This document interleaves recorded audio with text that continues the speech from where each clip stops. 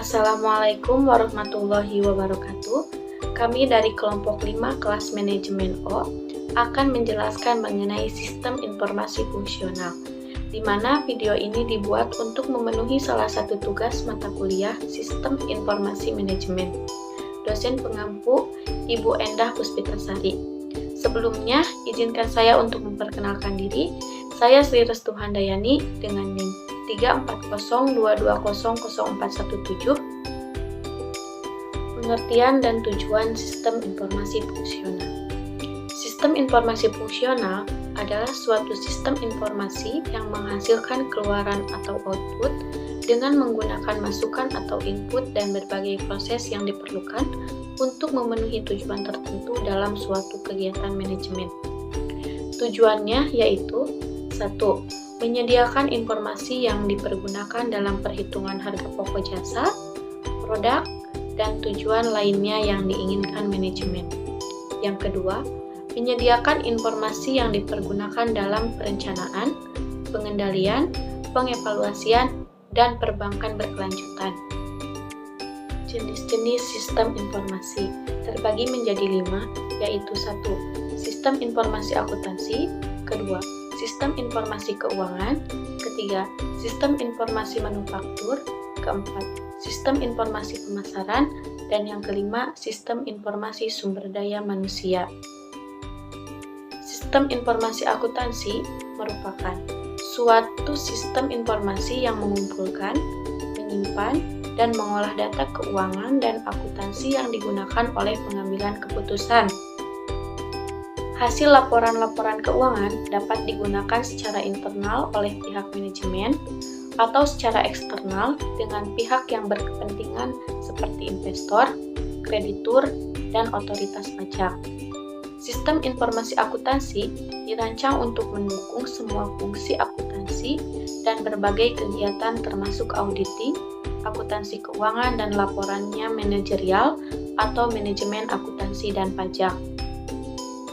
Adapun komponen sistem informasi akuntansi, yang pertama, manusia. Manusia adalah orang yang bertugas mengoperasikan sistem serta melakukan ragam fungsi lainnya. Yang kedua, prosedur. Prosedur adalah bagian yang mengumpulkan, memproses, serta menyimpan data yang ada hubungannya dengan aktivitas organisasi. Yang ketiga adalah data. Data merupakan bagian yang melakukan kegiatan dan proses bisnis. Yang keempat, software. Software merupakan bagian yang memproses data yang terdapat pada organisasi. Dan yang terakhir, infrastruktur. Infrastruktur adalah teknologi informasi yang terdiri dari komputer serta peralatan lainnya. Manfaat sistem informasi akuntansi. Yang pertama, menyediakan informasi yang akurat dan tepat waktu sehingga dapat melakukan aktivitas utama secara efektif dan efisien. Yang kedua, meningkatkan kualitas dan mengurangi biaya produk dan jasa yang dihasilkan. Yang ketiga, meningkatkan sharing knowledge. Yang keempat, menambah efisiensi kerja pada bagian keuangan. Sistem informasi keuangan adalah sistem informasi yang dirancang untuk menyediakan informasi mengenai arus uang bagi para pemakai, baik yang berada di dalam perusahaan maupun di luar perusahaan. Sistem informasi keuangan digunakan untuk memecahkan masalah-masalah keuangan perusahaan. Komponen sistem informasi keuangan terbagi menjadi 2, yaitu 1. Input keuangan, kedua output keuangan. Input keuangan meliputi subsistem Sistem informasi akuntansi menyediakan data input bagi aplikasi keuangan. Kedua, audit internal membantu sistem informasi akuntansi dalam menyediakan data dan informasi internal dengan penelitian khusus yang dilakukan auditor. Yang ketiga, intelijen keuangan, yaitu untuk mengumpulkan informasi dari elemen-elemen lingkungan yang mempengaruhi arus uang masyarakat keuangan, pemegang saham dan pemilik serta pemerintah. Output keuangan meliputi subsistem, sistem peramalan, melakukan peramalan jangka panjang 5-10 tahun ke depan untuk menyediakan dasar bagi perencanaan dasar strategis. Yang kedua, manajemen dana berkaitan dengan arus uang melalui perusahaan. Yang ketiga, pengendalian menyiapkan anggaran operasi tahunan dan kemudian menyediakan informasi umpan balik kepada manajer, sehingga mereka dapat memantau biaya aktual dibanding dengan anggaran. Manfaat sistem informasi keuangan. 1. Meningkatkan kualitas pelaporan keuangan agar akurat, tepat waktu, dan dapat dipertanggungjawabkan yang mampu menghubungkan kantor cabang ke kantor pusat. Kedua, mendukung efisiensi, efektivitas, dan kelancaran penyusunan laporan keuangan. Keempat, dapat menentukan hasil dari pelaksanaan operasi perusahaan yang meliputi adanya pemisah keterangan jumlah barang dan uang dari catatan perusahaan dan membuat laporan untuk pemimpin perusahaan. Yang kelima, dapat mengikuti jalannya harta dan hutang perusahaan yang meliputi pemeliharaan terhadap bermacam-macam buku dan rekening seperti kas, rekening milik, dan sebagainya. Yang terakhir, dapat mempermudah perencanaan kegiatan-kegiatan perusahaan tidak lanjut dari pelaksanaan dan perbaikan dari rencana yang ada. Sistem informasi manufaktur adalah sistem informasi berbasis komputer yang bekerja dalam hubungan sistem informasi lainnya. Digunakan untuk mendukung fungsi produk yang mencakup seluruh kegiatan yang terkait dengan perencanaan dan pengendalian, proses untuk memproduksi barang atau jasa, dan mendukung manajemen perusahaan dalam pemecah masalah yang berhubungan dengan manufaktur produk perusahaan, yang pada dasarnya tetap bertumpu pada input, proses, dan output. Adapun komponen sistem informasi manufaktur, yang pertama, input manufaktur meliputi subsistem. Sistem akuntansi merupakan proses pengumpulan data internal di mana data tersebut mencakup data operasi manufaktur dan data yang ada di lingkungan yang berhubungan dengan transaksi perusahaan dengan supplier. Yang kedua, industrial engineering merupakan sebuah sistem yang terlatih khusus untuk mempelajari mengenai proses manufaktur serta sistem untuk membuat saran perbaikan. Yang ketiga ada intelijen manufaktur, di mana digunakan untuk mengetahui informasi terkait perkembangan tentang sumber-sumber material, sistem yang digunakan untuk memproduksi, dan para pekerja yang bersangkutan dalam proses produksi. Yang kedua, output manufaktur meliputi subsistem departemen produksi, segala hal yang berkaitan dengan proses di setiap bagian kerja atau departemen yang mengukur produksi. Yang kedua, departemen persediaan, di mana bisa memberikan data seperti jumlah stok, biaya holding, safety stock, dan lainnya yang dihasilkan pengelolaan data dari input. 3. Departemen kualitas, sistem yang berkaitan dengan kualitas biaya, waktu, performa kerja, atau pemilihan supplier.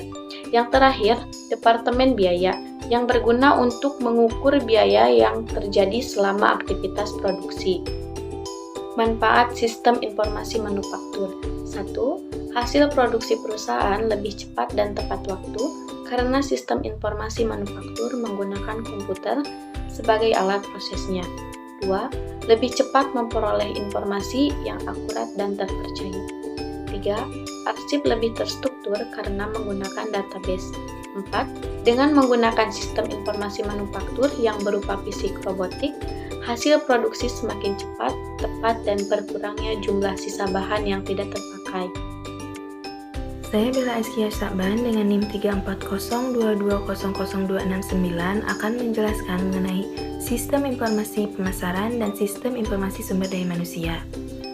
Sistem informasi pemasaran adalah suatu sistem berbasis komputer yang bekerja sama dengan sistem informasi fungsional lain untuk mendukung manajemen perusahaan dalam menyelesaikan masalah yang berhubungan dengan pemasaran produk perusahaan. Adapun komponen sistem informasi pemasaran meliputi subsistem 1. Informasi akuntansi, yaitu menyediakan catatan penjualan yang terinci yang dapat menjadi dasar pembuatan laporan. Yang kedua, penelitian pemasaran, yaitu mengumpulkan data mengenai segala aspek operasi pemasaran penjualan, terutama aspek yang berkaitan dengan pelanggan. Yang ketiga, intelijen pemasaran, yaitu mengumpulkan data dan informasi mengenai pesaing perusahaan. Manfaat sistem informasi pemasaran. Yang pertama, menghasilkan informasi dan data internal perusahaan dan sebagai analisis pendukung pengambilan keputusan pemasaran. Yang kedua, mengetahui kebutuhan pelanggan dengan melakukan riset pasar. Yang ketiga, mengetahui perencanaan strategi yang lebih efektif dan efisien. Yang keempat, mengetahui pesaing-pesaing yang mengancam perusahaan. Selanjutnya, pengertian sistem informasi sumber daya manusia. Sistem informasi sumber daya manusia adalah sistem yang bertugas untuk mengumpulkan dan memelihara data yang menjelaskan sumber daya manusia, mengubah data tersebut menjadi informasi dan melaporkan informasi itu kepada pemakai atau pengambil keputusan. Komponen sistem informasi sumber daya manusia meliputi input SDM yang terdiri dari SIA atau Sistem Informasi Akuntansi yang menyediakan data akuntansi bagi Human Resource Information System sehingga database berisi gambaran yang lengkap dari sumber daya personil baik keuangan maupun non-keuangan. Yang kedua, penelitian sumber daya manusia, berfungsi untuk mengumpulkan data melalui penelitian khusus. Yang ketiga, intelijen sumber daya manusia, berfungsi mengumpulkan data yang berhubungan dengan sumber daya manusia dari lingkungan perusahaan yang meliputi intelijen pemerintah, intelijen pemasok, intelijen serikat pekerja, intelijen masyarakat global, intelijen masyarakat keuangan, dan intelijen pesaing. Selanjutnya, output SDM terdiri dari 1. Perencanaan kerja, merupakan informasi yang dibutuhkan oleh manajer atas untuk merencanakan kebutuhan tenaga kerja dalam jangka pendek maupun jangka panjang.